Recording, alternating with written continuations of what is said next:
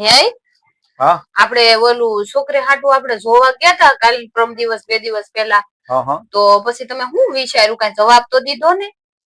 ના ના ત્યાં મારો બહુ વિચાર નથી. કેમ શું વાંધો છે? એવડા લોકોને કેટલું ઘરમાં સારું છે, મોટો બંગલો છે, છોકરો રૂપાળો, ગાડીયું, બધી રૂમમાં એસી, ફ્રીજ, કેટલું સારું છે બધું ઘરમાં, તો હું કેમ ના પાડો છો?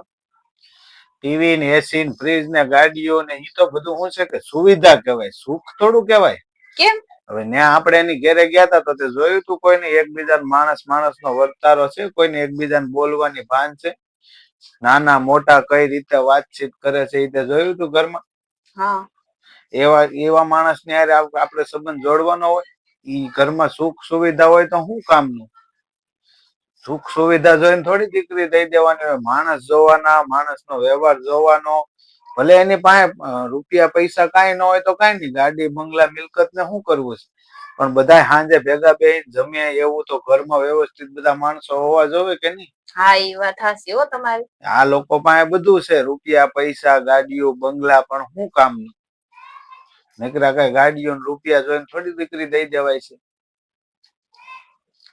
એ વાત હાચી તમારી. એવું મેં ન વિચાર્યું. તમે સારું આગળનું ભવિષ્યનું વિચાર્યું. જો મિત્રો તમને અમારો વિડીયો પસંદ આવ્યો હોય તો લાઈક કરજો અને દરેક પરિવાર સુધી શેર કરજો.